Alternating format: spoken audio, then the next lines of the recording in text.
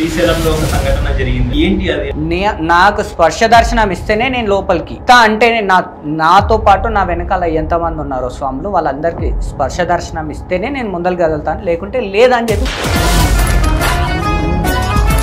నేను చచ్చినా సరే ఈ నుంచి జరగదు. ఏం చేస్తావు చేసుకోవాలి. మా డబ్బుతో బతుకుతూ మమ్మల్ని చేయడము లేదంటే మమ్మల్ని కేసుల పాలు చేయడం చేస్తావా? ఏదో ఒక్కసారి నా మీద చెయ్యే స్వామి, నేను ఏందో చూపిస్తాను. హిందూ ధర్మంలోని ఐక్యత లేదంటారా? ఉంది సార్, కానీ రాజకీయాలు వాటిని ఈ కులం ఆ కులం అంటే పెద్ద కులం చిన్న కులం అని చెప్పి విడదీస్తున్నారు. ధైర్యం ఉన్న వాళ్ళు ఖచ్చితంగా హిందూ ధర్మం గురించి తీసుకువెళ్ళగలిగితే అలా వరకు బాగుంటుంది. Welcome to high TV. నేను మీ ఇంద్ర. విద్య రవి గారి గురించి మనందరికి తెలిసిందే. అతను ఎన్నో సామాజిక కార్యక్రమాల్లో పాల్పంచుకోవడం జరిగింది. వాటితో పాటు హిందూ ధర్మానికి సంబంధించి వాటి యొక్క విశిష్టత గురించి, వాటి యొక్క ఆచారాల మీద కానివ్వండి, వాటి యొక్క ధర్మ పోరాటాల మీద కానివ్వండి ఎన్నో కార్యక్రమాలు మొదలు పెట్టడం జరిగింది, చేస్తూ ఉన్నారు కూడా. మరి అవి ఏంటివని మరిన్ని విశేషాలు అతని ద్వారానే తెలుసుకున్నాము. నమస్తే అండి. జై శ్రీరామన్న. జై శ్రీరామ్. చెప్పండి, ఈ హిందూ ధర్మం మీద మీరు పోరాటాలు సాగించారని తెలుస్తుంది. అంటే ఎలాంటి సన్నివేశాన్ని చూసి మీకు ఇలాంటి భావన రావడం జరిగింది? చాలా వరకు ఇప్పుడు సమాజంలో జరుగుతున్నాయే సార్, ప్రతి విషయాన్ని మనం అంచనా వేసుకోవచ్చు. అంటే ఇప్పుడు జరిగేది భవిష్యత్తులో ఏ విధంగా ఉంటుందో కూడా ఇప్పుడు క్లిష్టంగా కనబడుతుంది సార్ సమాజంలో. అసలు ఒక వర్గం మెజారిటీ పెరిగినప్పుడల్లా దాడులు ఏ విధంగా జరుగుతున్నాయో ప్రతిదీ మనం చూస్తూనే ఉన్నాం. కాబట్టి భవిష్యత్తులో ఏ విధంగా ఉంటుందో కూడా అంచనా వేయగలుగుతున్నాం. కాబట్టి ఇప్పటి నుంచన్నా మనం ఒక ధర్మానికి అనుకూలమైన విధంగా అంటే తెలివి ఉండి అవగాహన ఉండి అంటే పూర్తి అవగాహన ఉండి ధైర్యం ఉన్న వాళ్ళు ఖచ్చితంగా హిందూ ధర్మం గురించి జనాల్లో పెద్ద ఎత్తున తీసుకువెళ్ళగలిగితే చాలా వరకు బాగుంటుంది. అంటే ఏ విధమైన నష్టం జరగకుండా చూసుకోవాలంటే ఇప్పటి నుంచే ప్రతి ఒక్కరు కూడా ఒక హైందవ ధర్మం గురించి తెలియజేస్తే బాగుంటుంది అనే విధానాన్ని తీసుకురావడానికి ఇందులోకి రావడం జరిగింది సార్. అంటే అందుకే ఇవన్నీ కార్యక్రమాలు చేయడం కూడా చేస్తున్నాం. మీకు జరిగిన సంఘటనలు ఏంటి? అంటే ఎలాంటివి అంటున్నారు సార్? అంటే నేను విన్నాను, అంటే శ్రీశైలంలో ఒక సంఘటన జరిగిందని. సో ఏంటి అది అసలు? సార్ అది ఏంటంటే ఇప్పుడు నేను 3 సంవత్సరాలు దాదాపు శివమాల వేసిన. అప్పుడు ఏంటంటే ఈవినింగ్ పోయినాం.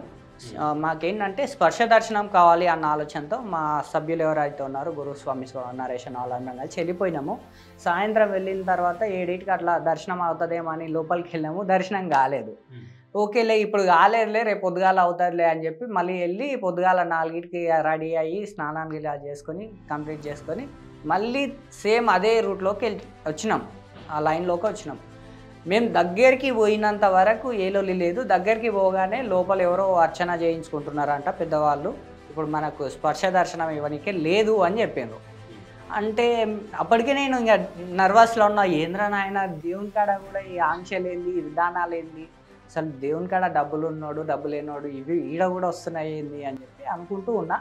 నా వెనకాల ఉన్న వాళ్ళు అప్పటిదాకా నేను పెద్ద స్పందించలే, కానీ నా వెనకాల ఉన్న కర్ణాటక స్వాములు వాళ్ళు అక్కడ నుంచి పాదయాత్ర చేస్తూ వస్తారు. వాళ్ళు ఏమంటున్నారంటే 3 రోజుల నుంచి ప్రతిసారి రావడం ఉత్తానే వెళ్ళిపోవడం, అంటే వాళ్ళకి దర్శనం అవుతుంది కానీ శివుణ్ణి తాకే అవకాశం లేకుండా అంటే స్పర్శ దర్శనం అవుతలేదు.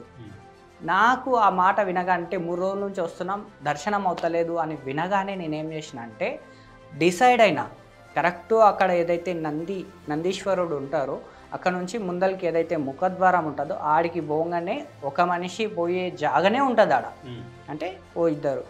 నేను ఆడికి కరెక్ట్ పోగానే ఇట్లా చేతులు పెట్టి నిలబడి నాకు స్పర్శ దర్శనం ఇస్తేనే నేను లోపలికి ఇస్తా అంటే నాతో పాటు నా వెనకాల ఎంతమంది ఉన్నారో స్వాములు వాళ్ళందరికీ స్పర్శ దర్శనం ఇస్తేనే నేను ముందరికి కదులుతాను, లేకుంటే లేదని చెప్పి కూర్చున్నా. అక్కడ సిబ్బంది వాళ్ళందరూ వచ్చి ఇట్లా కరెక్ట్గా స్వామి మీరు జరగాలి, చాలా ఇబ్బంది అవుతుంది, జనాలు చాలా పెద్ద ఎత్తున ఉన్నారు అంటే జనాలకు ఇబ్బంది అవుతుంది అన్నప్పుడు లోపల ఎవరికో డబ్బులు ఇచ్చిన వాళ్ళకు అభిషేకాలు చేయించడం ఎందుకు? కొన్ని వందల వేల మంది స్వాములు ఉన్నారు, వాళ్ళకి ఇవ్వచ్చు కదా దర్శనం, స్పర్శ దర్శనం. అంటే డబ్బున్నోనికే దేవుడు రమ్మని ఏం చెప్తలేడు కదా, అందరికీ దేవుడు సమానమే. సో ఆ విధానాన్ని చెప్తే అక్కడ సిబ్బంది మీ మీద కేసులు అవుతాయి, వేరే విధంగా తీసుకోవాల్సి ఉంటుంది, మీరు జరగండి అని వార్నింగ్ ఇచ్చారు. నేను చచ్చినా సరే ఈ నుంచి జరగను, ఏం చేస్తావు చేసుకో అని చెప్పిన. వాళ్ళు అయిపోగానే ఆఫీసర్ని పిలిచిండు, ఆయన వచ్చిండు. మంచిగా స్వామి చెప్తున్నా జరగండి, కేసులు అయితే లేదంటే బాగోదు, ఇంకో విధంగా వెళ్తుంది అంటే ఆయన మాట్లాడే విధానం ఇంకేదో చేస్తా అనే విధంగా మాట్లాడితే నా మీద ఒక్కసారి చెయ్యేసి చూడు స్వామి, నేనేందో చూపిస్తా, నువ్వు నా డబ్బులు తినుకుంటా అంటే ప్రజల డబ్బులు గుడికి ఏదైతే మనం చెల్లిస్తున్నామో ఆ ఉండిలో వేసే ప్రతి రూపాయి కూడా వీళ్ళకి జీతాల లెక్కనే వస్తున్నాయి. అంటే మా డబ్బుతో బతుకుతూ మమ్మల్ని చేయడము లేదంటే మమ్మల్ని కేసుల పాలు చేయడం చేస్తావా, ఏదో ఒక్కసారి నా మీద చెయ్యి స్వామి, నేను ఏందో చూపిస్తా అని చెప్పిన. అంటే ఆయన చూసిన 10 నిమిషాలు మాట్లాడమో బెదిరించడమో అన్నీ జరిగినాయి కూడా జరగలేదు. నేను ఆడనే కూర్చొని జై శ్రీరామ్ జై శ్రీరామ్ ఓం నమ శివాయ ఓం నమ శివాయ అంటే నినాదాలు ఇస్తూ పోయినా, ఒక్కరిని గదనలే అక్కడ. నాతో పక్కనున్న వాళ్ళకు కూడా విషయం తెలియదు నేను ఇట్లా చేస్తా అని. అంటే అంత పెద్ద సన్నిధానంలో అంత పెద్ద దేవాలయంలో అట్లా చేస్తామని అనుకోరు కదా స్వామి. నాకు ఆ ధైర్యం వచ్చింది. అసలు మనిషికి భేదాలు ఏంటి, ఉన్నోడేంది లేనోడేంది దేవుని కాడ అని చెప్పి ఆలోచన రాగానే నేను ఆ టైంలో అలా చేసేసిన. అప్పుడు ఏం చేసిండ్రంటే అక్కడ ఉన్న ఆఫీసరు ఆ గర్భగుడిలో ఆ నందీశ్వర స్వామి ఆలయంలో ఎవరైతే ఉన్నారో అంటే శివునికి వెళ్ళే ముందు ఇక్కడ ఎవరు ఉన్నారో అక్కడ ఎంతమంది స్వాములు అయితే పడతారో ఆ మొత్తాన్ని అక్కడ డోర్ క్లోజ్ చేసి మా స్వాములందరినీ ఒక సైడ్కు తీసుకొచ్చి, చాలామంది ఉన్నారు సార్, ఒక 400-500 మంది ఉంటారు, ఇంకా ఎక్కువ కూడా ఉండొచ్చు, వాళ్ళందరినీ సైడ్కి తీసుకొచ్చి మాకు మొత్తం స్పర్శ దర్శనం శివుణ్ణి తాకే అవకాశాన్ని కల్పించిన తర్వాత మళ్ళీ డోర్లు తెరిచి మళ్ళీ యథావిధిగా తాగింది. మేము బయటికి వచ్చేసినాం, నేను దర్శనం అయిపోయింది, బయటికి యథావిధిగా సాదాసీదా వచ్చేసిన. స్వాములందరూ స్వామి మీరు ఇవాళ ఉన్నందుకు మాకు స్పర్శ దర్శనం అయింది, ఇన్ని రోజుల నుంచి అంత పాదయాత్ర చేస్తూ కూడా మాకు అవకాశం ఇవ్వలేదు, బాధ అనిపించింది, కానీ మీ పోరాటం విజయాన్ని చేకూర్చిండ్రు, మాకు మంచి అనిపించింది అని చెప్పి ఆ స్వాములు అక్కడి నుంచే లేదు. నేనేదైతే అది కంప్లీట్ అవ్వగానే మళ్ళీ బయటి శ్రీశైలం ఆవరణంలోకి వస్తున్నాను. ఆఫీసర్ ఎవరైతే ఉన్నారో ఆయన మళ్ళీ నా వెనకాలనే వచ్చిండ్రు. నేను బయటికి రాగా మొత్తం కంప్లీట్ చేసుకొని బయటికి రాగా కూడా ఆయన నాతో పాటు మళ్ళీ బయటికి వచ్చేసిండు. మా వాళ్ళు ఉన్నారు. ఆయన ఏమంటాడంటే స్వామి ఇంత మొండిగా ఉన్నావు, ఇంత చిన్న ఏజ్, అప్పటికి నాకు 4-5 సంవత్సరాల క్రితం సార్ ఇది, ఇంత మొండేంటి అట్లా కరెక్ట్ కాదు కదా అది ఇది అంటే, అవు స్వామి అసలు ఆడ గుడికాడ కూడా ఉన్నాడు లేనోడు అంటే ఆ స్వాములు 3-4 రోజుల నుంచి ఇక్కడ వచ్చి స్వామి ఆవరణంలో ఉంటూ శివుని తాకే అవకాశం కల్పారా స్వామి. 10 నిమిషాలు జస్ట్ కార్ ఆపి సడన్గా గుళ్ళోకి వెళ్ళి శివుణ్ణి ముఖ్య అవకాశము, అభిషేకాలు చేపించే అవకాశాలు వాళ్ళకున్నప్పుడు దైవాన్ని వాళ్ళకన్నా ఎక్కువ కొలిచే మాకు ఎందుకు అవకాశాలు ఇయ్యరు అని చెప్తే ఓకే స్వామి అని చెప్పేసిండ్రు. అక్కడనే నేను ఒక వీడియో పెట్టిన ఇట్లా జరుగుతుంది విధంగా ఉంది అని చెప్పడం జరిగింది. సో చెప్తే అక్కడితోనే అది క్లోజ్ అయిపోయింది సార్. అంటే మనం ఏదైనా సరే సార్ ఈ ధర్మంలో కూడా రాజకీయాలు ఎక్కువైపోయినాయి, చాలా రాజకీయాలు అయిపోయినాయి. వాటి వల్లనే మనిషి చాలా వరకు దూరం అవుతున్నారు. అంటే కులాలను తీసుకొస్తున్నారు, ఇవన్నీ తీసుకొచ్చేలోపు చాలా వరకు ఒక్కొక్కరుగా దూరంగా వెళ్ళే అవకాశాలు ఉంటున్నాయి. అయితే ఈ హిందూ ధర్మంలోని ఐక్యత లేదంటారా? ఐక్యత ఉంది సార్, కానీ రాజకీయాలు వాటిని దూరం చేస్తున్నాయి. ఎలా అంటే మీరు ఈ మధ్య చూస్తే మళ్ళీ ఈ సర్పంచ్ ఎలక్షన్స్లో కూడా కులాలను తీసుకొచ్చిండ్రు. మీరు ఆలోచన చేయండి సార్. అంటే వీళ్ళు మనుషుల్ని కలపాలన్నా విడదీసి గొడవలు పెట్టాలన్నా రాజకీయాలు. హైందవ ధర్మం అంటే ధర్మంలో అందరూ సమానమే సార్. కులం అనేది కూడా పనిని బట్టి వచ్చింది కానీ ధర్మం నుంచి అయితే రాలేదు సార్. నాకు తెలిసిన అవగాహన వరకు మనిషి కులాన్ని బట్టి ఏదైతే అంటే మనిషి ఏ పని అయితే చేస్తున్నారో వాటిని బట్టే కులం ఏర్పడ్డది. అండ్ ఇంకోటి ఏంటంటే వీళ్ళు ఎప్పుడైతే ఈ కులం ఆ కులం అంటే పెద్ద కులం చిన్న కులం అని చెప్పి విడదీస్తున్నారో అప్పుడు ఏమైతుందంటే దళితులు కావచ్చు, అంటే కింది స్థాయి కొన్ని కులాలు ఏవైతే ఉన్నారో అందరూ సమానమే అనే ఆలోచన లేకుండా కింది కులాలు ఏవైతే ఉన్నాయో అవి వేరే వాళ్ళు ఆకర్షిస్తున్నారు. మీకు అక్కడ గౌరవం లేదు, మీరు ఇక్కడ రండి మేము గౌరవిస్తాం అంటుంది. అందులో తప్పైతే లేదు సార్. నేను అందుకే అన్ని మతాలను గౌరవిస్తాను. ఇస్లాం తీసుకోండి, క్రిస్టియానిటీ తీసుకోండి, అందరినీ గౌరవిస్తాను. ఎందుకంటే మనం వాళ్ళని దూరంగా వెలగొడుతున్నాం, పంపిస్తున్నాం కాబట్టి వాళ్ళు రమ్మని చెప్పి గౌరవిస్తున్నాయి. వాళ్ళు వెళ్తున్నారు. అందులో తప్పేముంది సార్? నీవు హిందువుగా ఉంటే, అంటే నువ్వు నిజంగా హిందూ ధర్మాన్ని పాటిస్తే, ప్రతి ఒక్కరూ సమానమని నమ్మితే అందరినీ కూడా కులం లేకుండా తీసుకోండి. ఈ కులం ఆ కులం కాదు, ఏది కూడా కులం అనేది లేకుండా అందరూ సమానమే అనే భావన ఎప్పుడైతే వస్తుందో హిందూ ధర్మం నిలబడుతుంది సార్. మీరు ఒక సింపుల్ వే చూడండి, అది మనం చిన్నప్పుడు ఒక కథ చదువుతాం. 4 ఆవులు ఉంటాయి, ఒక సింహాన్ని ఎదురిస్తాయి. అవి కలిసి ఉన్నప్పుడే, విడిగా వెళ్ళినప్పుడు ఒక్కో ఆవుని ఆ సింహం తినేస్తుంది. మనం అందరం యూనిటీగా ఉంటే, ఇంత పెద్ద మొత్తంలో మనమే ఉన్నాం, హిందువులమే ఉన్నాము అని చెప్పుకోవడం కాదు సార్. అందరం ఎంత యూనిటీగా ఉన్నాం, ఎంతవరకు చేస్తుంది, ఎంతవరకు అవుతుంది, ఇది చూస్తే హిందూ ధర్మం అన్నది నిలబడుతుంది. అండ్ సింపుల్ ఉదాహరణ నేను ఒకటే చెప్తాను సార్. మనకు పాకిస్తాన్, భారత్ 2 దేశాలుగా అవ్వడానికి కారణం జిన్నా. అది మనం అందరికీ తెలిసిన విషయమే సార్. జిన్నా వల్ల పూర్వీకులు ఎవరు ఉన్నారో వాళ్ళు హిందువులు. మీరు ఒకసారి సెర్చ్ చేస్తే చూస్తే జిన్నా ఇస్లాంలో ఉన్న వ్యక్తి అనుకుంటాము, ఆయన పూర్వీకులు హిందువులు, పక్కా హిందువులు. ఇక్కడ ఏమైందంటే వాళ్ళ తాత చేపల వ్యాపారం చేస్తే, మన ధర్మంలో ఉండి నువ్వు చేపల వ్యాపారం చేసినావు, నువ్వు మన ధర్మానికి పని చేయవు, పనికిరావు, పక్కకు పో అని చెప్పింది. అది వాళ్ళ కొడుకు, అంటే ఆయన చాలా వరకు అడిగిండు, చేసిండు, వీళ్ళు ఒప్పుకోలేదు. వాళ్ళ తాత ఎవరైతే ఉన్నారో, అంటే జిన్నా వాళ్ళ తాత ఎవరైతే ఉన్నారో, ఆయన ఎన్ని అడుకున్నా వాళ్ళు ఒప్పుకోలేదు. జిన్నా వాళ్ళ నానేం చేసిన అంటే, వీళ్ళని మనమేంది పోయి అడుక్కునేది, మన బతుకు మనం బతుకుతున్నాం, మన పని మనం చేసుకుంటున్నాం, వ్యాపారం చేసుకుంటున్నాం, దీన్ని వీళ్ళు తప్ప అంటున్నారు, మనకు అవసరం లేదని చెప్పి ఆయన ఇస్లాంలోకి, అంటే ఎంచుకున్నాడు, క్రైస్తవమా ఇస్లామా అని చూసుకొని ఇస్లాంలోకి ఆయన వెళ్ళడం జరిగింది. ఇస్లాంలోకి వెళ్ళిన తర్వాత ఆయన ఆచారాలను, ఆయన పద్ధతులను పాటించిన జిన్నా ముస్లింగా అవ్వడం జరిగింది. ఆయన్ని 2 దేశాలు విడిపోవడానికి, అంటే ఒక దేశం 2 దేశాలుగా అవ్వడానికి కారణమైంది. అంటే అప్పుడే వీళ్ళు మనమంతా ఒకటేరా నాయన, ఈ పని మానే, కానీ ఇందుట్లోనే ఉండు, వ్యతిరేకత ఏమొద్దు అని చెప్పి ఉంటే ఇవాళ భారత్, పాకిస్తాన్ 2 కాకుండా ఒక్కటే ఉండేవి సార్. ఇప్పుడు మన వాళ్ళు కూడా వాడు ఆ కులం, ఇడీ కులం అని చెప్పి విడదీస్తుంటే, ఈ ధర్మం గురించి తెలిసిన వాడు ఇందులోనే ఏడేడ పుల్లలు పెట్టాలి, ఏడేడ చెడు ఉంది, ఎక్కువ అవగాహన ఉంటుంది. వాడు చిన్నప్పటి నుంచి పెద్ద వరకు అన్ని విషయాలు తెలిసినోడు ఏడేడ లోపాలు ఉన్నా అవతల పోయి చెప్తాడు, గీడకి లోపం ఉంది, దీన్ని హైలైట్ చేయి, వాళ్ళే మనతో వస్తారని చెప్తాడు. అన్నట్లు మనకి స్వతంత్రం వచ్చాక ఈ దేశాలు విడిపోవడానికి జిన్నా కారణమైంది ఎంతవరకు నిజమో, దానికి పూర్వం అసలు మనకి మన దేశానికి స్వాతంత్రం రావడానికి కూడా ఒక ధర్మ పోరాటమే తెలిసింది కదా సార్. ధర్మ పోరాటము అంటే అది వాసానికి చాలా మంది స్వతంత్ర పోరాటం అంటారు, మనకు స్వతంత్రం వచ్చింది పోయి అని చెప్పి అంటారు. కానీ స్వతంత్రం రావడానికి మొదట అడుగు వేసిన వ్యక్తి దేని గురించి అడిగేసిండు, మంగల్ పాండే ఉన్నారు. ఆయన మొదటి వ్యక్తి, ఆంగ్లేయులకు వ్యతిరేకించిన మొదటి వ్యక్తి అంటారు. ఆయన ఎప్పుడైనా సరే ఏ పరంగా వచ్చిందని మనం ఒకసారి క్షుణ్ణంగా చూసుకుంటే ధర్మం పరంగానే వచ్చింది సార్. అప్పటికి ఈ ట్యాక్సులు వేసిండ్రు, మనుషుల్ని హింసించిండ్రు, ఎన్నో విధాలుగా ఇబ్బందులు పెట్టిండ్రు. చాలా వరకు ఎన్ని నష్టాలు జరిగినా కూడా, రకం బయటికి వచ్చినా కూడా ఈ మనుషులు ఆవేశపడలేదు, తెగింపు తెచ్చుకోలేదు. కానీ హిందూ ధర్మంలోని ఏదైతే ఆవును పూజిస్తామో, ప్రతి చోట ఆవుకు ప్రతి చోట దేవుడు ఉంటారు, దేవుళ్ళు ఉంటారని నమ్ముతారు సార్. అలాంటి ఆవు కొవ్వుతోన మన తుపాకీవి ఏవైతే ఉంటే అవి రెడీ చేస్తున్నారు. ఆవు కొవ్వు పంది కొవ్వుతోన కలిపి వాళ్ళు గన్ని సిద్ధం చేస్తున్నారు.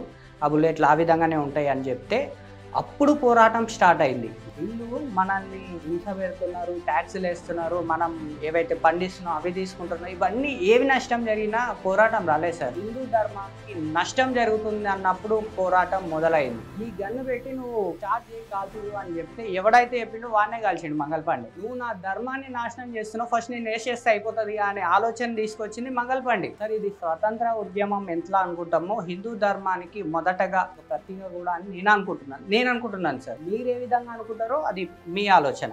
సో కొంతమందిని మన ఆదర్శంగా తీసుకోవాలంటే ఈ విధంగా తీసుకోవచ్చు. అంటే గురుకులాలు ఇవి కూడా ఆల్మోస్ట్ ఈ విధంగా వచ్చినాయి సార్. ఒకప్పుడు అందరం కలిసి చదివేది, ఒకరికొకరు నేర్చుకునేది. పెద్దవాడు చిన్నవానికి చెప్పాలి, చిన్నవాడు పెద్దవానికి చెప్పాలి, ఈ గురుకుల సిస్టమ్ ఉండేది. లాస్ట్కి వస్తే ఏం చేసిండు, ఇట్లా అయితే గాన విద్యా విధానం మార్పు తీసుకొస్తే వీళ్ళు విచ్ఛిన్నం అవుతారు, అంటే చీలిపోతారు అని అనుకున్నారు.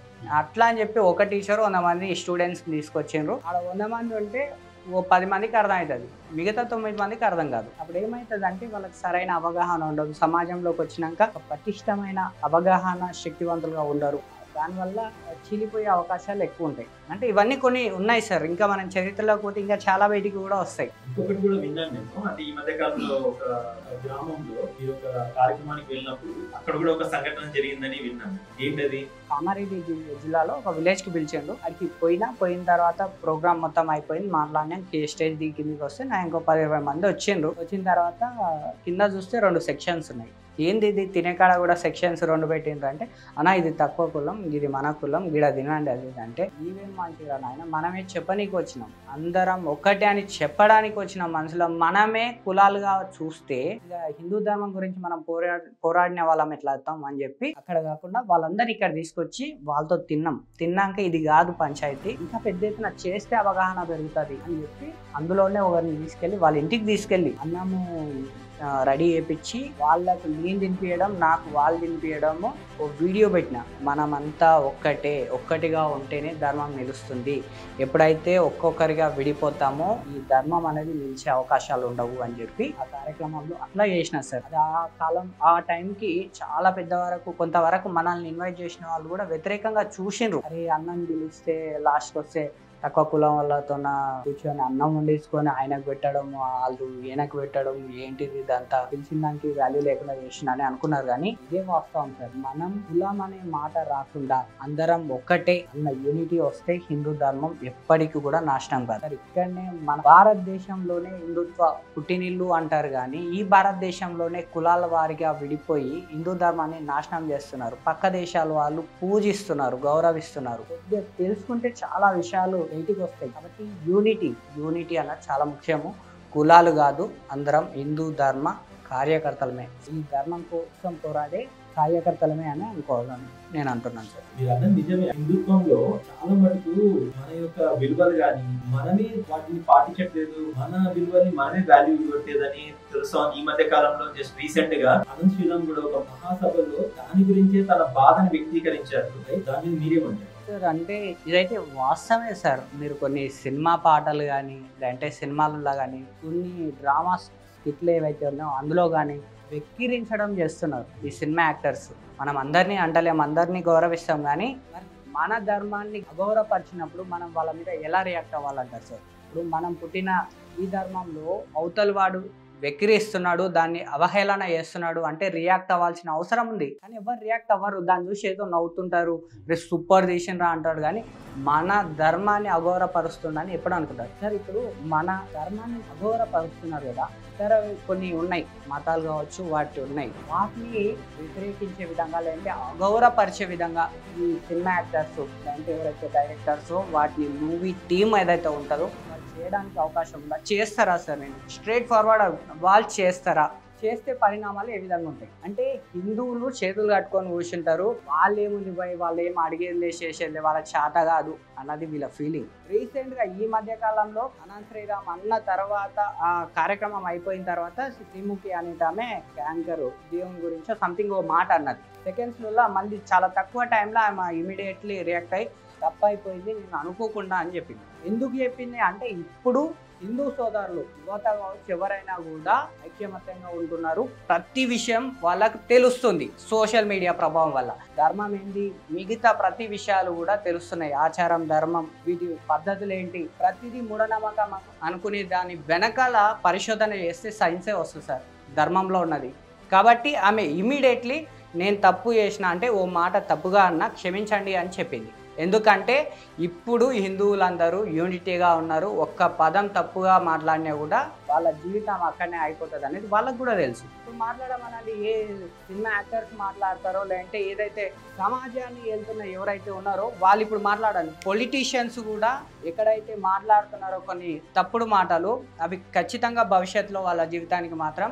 ఒక మంచి దెబ్బ అంటే మంచిగా చూపించే అవకాశాలు ఉంటాయి ఏదో ఒక మార్పుకు మూలం వాళ్ళు ఏదైతే అంటున్నారో భవిష్యత్తులో మళ్ళీ కోలుకోలేకుండా ఈ హిందువులు ఎవరైతే ఉన్నారో ఖచ్చితంగా లోపలనే ఓటు రూపంలో కావచ్చు మరే రూపంలో కావచ్చు వాళ్ళు తొక్కి ఆరాధిస్తారని నేను బరాబర్ చెప్తా సార్ ఈ మధ్య కాలంలో ఒక రాజకీయ నాయకుడు కూడా ప్రముఖ రాజకీయ నాయకుడు కూడా అన్నారు అంటే జై శ్రీరామ్ అన్నంత మాత్రం అదేమన్నా మీకు అన్నం పెడుతుందా అని ఆ విషయం మీరేమంటారు సార్ నేను రీసెంట్ గా ఒక స్వామిని కలిసినప్పుడు మన ధర్మం నిలబడాలంటే ఏం చేయాలి ఏ విధంగా ఉంటే మన ధర్మం నిలుస్తుంది అని అడిగిన సార్ ఆయన అన్న ఒకే ఒక పదం ఏంటంటే ఒక హిందువుగా ఉంటే ధర్మం నిలుస్తుంది అని చెప్పింది అంటే నాకు ఏంటి స్వామి ఏమన్నా నాకేం అర్థం కాలేదు అంటే ఇదే ఉదాహరణ ఇప్పుడు ఆయన ఎవరైతే రాజకీయ నాయకుడు జై శ్రీరామ్ అంటే ఏమన్నా అన్నం తీసుకొచ్చి పెడతాదా మీ జీవితాలు మారుస్తుందా అని అన్నాడు కదా ఆయన పుట్టినప్పటి నుంచి సచ్చేదాకా ఈ ధర్మంలోనే పుట్టి ఈ ధర్మ ఆచారాలనే పాటిస్తాడు. ఒక చిన్న ఇల్లు కట్టాలన్నా లేదంటే ఇంకేదన్నా చేయాలన్నా కూడా ఈ ధర్మంలో పూజారిని పిలిచి ఏం చేస్తే బాగుంటది, ఎలా చేస్తే బాగుంటది, ఇవన్నీ ఆచారాలు పాటిస్తాడు. మళ్ళీ ఈ ధర్మం గురించి జై శ్రీరామ్ అంటే అన్నం పెడతదా, సున్నం పెడతదా, ఇవన్నీ మాట్లాడతాడు. అంటే ఈ ధర్మంలోని వ్యక్తి అంటే హిందువుగా ఆలోచిస్తే ఎలాంటి నష్టం లేదు సార్. హిందువుగా ఆలోచించినప్పుడు మాత్రమే నష్టం లేదు. హిందుత్వంలో ఉండి ఇతర మతాసుల సార్ ఇప్పుడు వెళ్తుంటారు, మామూలుగా పరామర్శిస్తుంటారు, వచ్చేస్తుంటారు, అది ఓకే. కానీ వాటికి అసలు ఓట్ల కోసం ఇక వాళ్ళు ఏ వేషమన్నా వేయడానికి రెడీగా ఉంటారు సార్. ఏ వేషమన్నా కానీ నాకు ఓట్లు కావాలి. అదే హిందువులందరూ ఒకటిగా ఉంటేనంటే వేషాలు వేసుడు మానేస్తారు సార్. మొత్తానికి నేను బరాబర్ చెప్తా, ఎక్కువ శాతం హిందువులు ఉన్న ఈ దేశంలో ఆ ఓట్లు ఒక్కటిగా ఉండవు అన్న చిన్న ఆలోచనతోన మిగతా వేషాలన్నీ వేస్తున్నారు. ఒక్కసారి ఆ వేషాలు వేసినోనికి ఓట్లు వేయమని చెప్పండి, బరాబర్ ఆ వేషాలు మానుకుంటారు. అది ఏ లీడర్ అన్నా కానీ సార్, నేను స్ట్రైట్ ఫార్వర్డ్ చెప్పి ఏ లీడర్ అన్నా సరే వేషాలు వేసుడు మానేయాలి అంటే వీళ్ళు ఎవరైతే మన హిందువులు ఉన్నారో అందరూ యూనిటీగా ఉండాలి. మీరు డైరెక్ట్ ఏం వచ్చి నాలాకేం మీ మీడియాలో మాట్లాడద్దు, కొట్లాడద్దు, ఏం చేయొద్దు. బరాబర్ మీ ఓటు రూపంలో చూపించండి. లేదంటే మీ ఊర్లో ఎవడో తప్పు చేస్తుండ్రు, ఒక చర్చిలో లేదంటే ఏదో కడుతున్నారు, ఆడ మెజారిటీ లేదు, అంత మెజారిటీ లేదు, ఏదో మన ధర్మానికి నష్టం వాటిల్లే అవకాశం ఉందంటే ఒక 10 మంది కలవండి, మాట్లాడే అవకాశం ఏమో చూద్దాం. లేదా ఈ ఓట్లు ఇందాక చెప్పినట్టు ఎవరైతే వేషాలు వేస్తున్నారో వాళ్ళకి ఓటు వేయకండి. మీరేం బయటకు వచ్చి మాట్లాడొద్దు, కొట్లాడొద్దు, ఓటు రూపంలో చూపించండి, అన్ని సెట్ అవుతాయని నేను చెప్తాను సార్. హిందుత్వము అంటే క్షీణించడానికి ఇతర మతాల ప్రభావం ఉందంటారా, లేదంటే మనకు మనమే వాళ్ళకి అవకాశం ఇస్తున్నాం అంటారా? సార్ హిందుత్వంలో ఎప్పుడైనా సరే మన మతాన్ని పూజించు, పరమతాన్ని గౌరవించు అనే అంటారు సార్. ఇప్పటి వరకు కూడా అట్లా గౌరవిస్తున్నాం కాబట్టి మీరు చూస్తే లాస్ట్ 10 yearsకు ఏ మెజారిటీ ఉంది, ఇప్పుడు ఏ మెజారిటీ ఉంది అనేది మీరు వెరిఫికేషన్ చేస్తే సరిపోతుంది. జనాభా లెక్కల ప్రకారం చూస్తే సరిపోతుంది. మనము తావిస్తున్నట్లే అంటే తావిస్తున్నారు అంటే వాళ్ళని వ్యతిరేకించమని ఏదో అనమని కాదు సార్. మన ధర్మం గురించి మనకు పక్కాగా తెలియాలి. ఇప్పుడు వాళ్ళు ఏ విధంగా ఆలోచిస్తే సార్, వాళ్ళు ఏ విధంగా ఆలోచిస్తే ఇప్పుడు మనం అదే విధంగా ఆలోచించాలి సార్.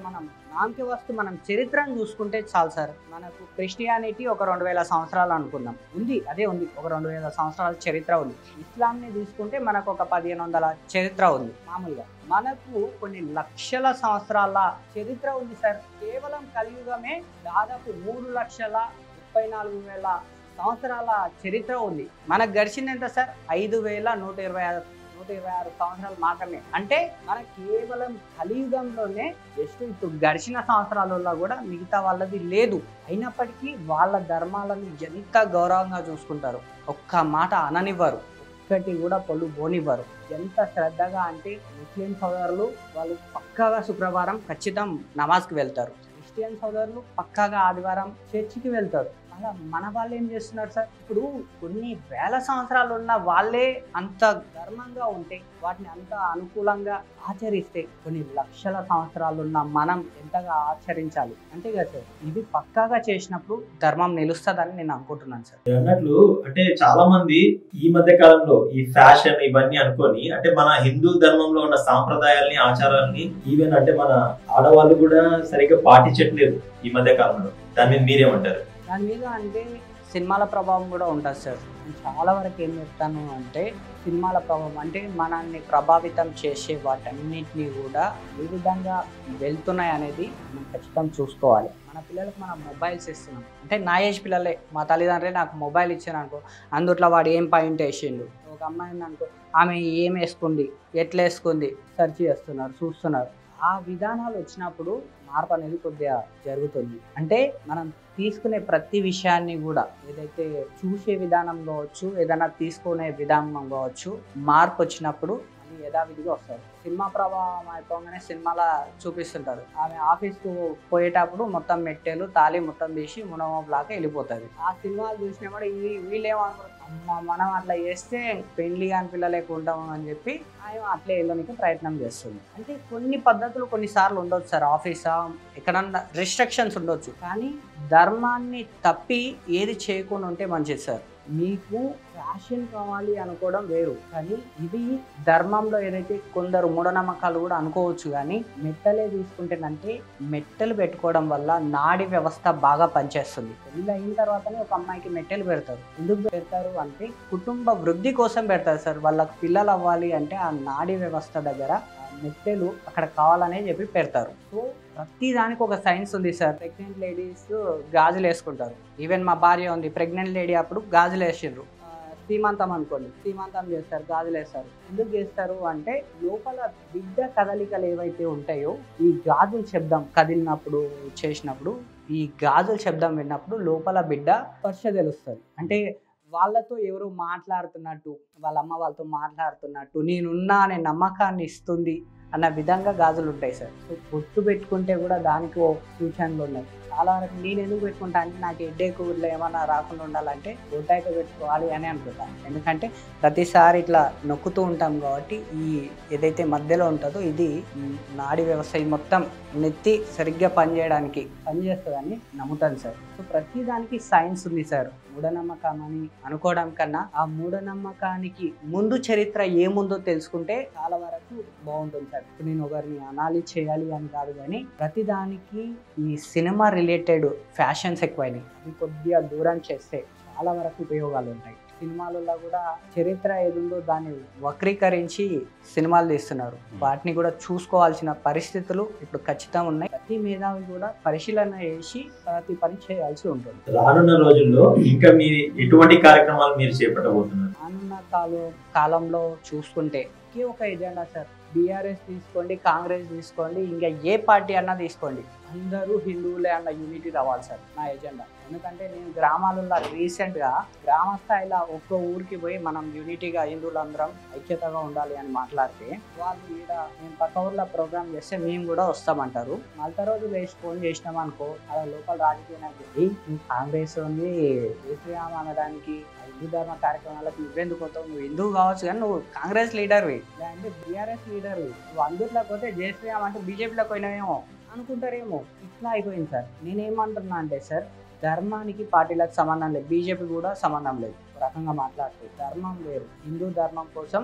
పని చేస్తుంది. ఒక రకంగా హిందూ ధర్మం నిలబడడానికి బీజేపీ అవసరమే కావచ్చు, కానీ ప్రత్యేకంగా హిందువుల కోసం బీజేపీ కాదు. బీఆర్ఎస్ వాళ్ళు ఉండొచ్చు, కాంగ్రెస్ వాళ్ళు ఉండొచ్చు, బీజేపీ ఉండొచ్చు, అందరం ఒక వేదిక పైకి వస్తే, గుడికి వస్తే పార్టీ గుడి బయటనే ఉండాలి, లోపలికి రాకూడదు. చెప్పులు వదిలేసినట్లు అన్నింటినీ వదిలేసి రావాలి. అంతే సార్. నువ్వు ఏదన్నా తీసుకో, టెంపుల్ ఆవరణం వచ్చినామంటే జై శ్రీరామ్ అంటే ప్రతి హిందూ జై శ్రీరామ్ అనాల్సిందే. పార్టీ పక్కన మనమంతా హిందువులం అనే యూనిటీ తీసుకురావాలన్నదే నా ఎజెండా. ప్రయత్నం చేస్తున్నాం, అది భవిష్యత్తులో ఖచ్చితంగా అయ్యే అవకాశం ఉంది, ప్రయత్నం చేస్తాం కూడా సార్. సూపర్ రవి గారు, మీరు చేసిన ప్రయత్నానికి ఖచ్చితంగా మీరు సాధించాలని, మీ ప్రయత్నంలో ప్రతి ఒక్కరు కూడా పాలు పంచుకోవాలని నేను కోరుకుంటున్నాను. అని ఖచ్చితంగా మేమందరం కూడా పాటిస్తాం కూడా. అందరి ప్రయత్నము అదే, హిందూ ధర్మం అనేది కాపాడుకోవాలి మనమే. అండ్ భవిష్యత్తు బాగుండాలి అంటే ఇప్పుడు మనం బలంగా ఉండాలి, అందరం ఐకమత్యంగా ఉండాలనేది మీరు బలంగా చెప్తున్నారు. మేము కూడా ఖచ్చితంగా నమ్ముతున్నాము. వ్యూవర్స్ చూశారు కదా. సో ఈ విధంగా తనకు మీరు కూడా తోడ్పాటుగా ఉంటారని నేను ఖచ్చితంగా కోరుకుంటున్నాను. ఇంకా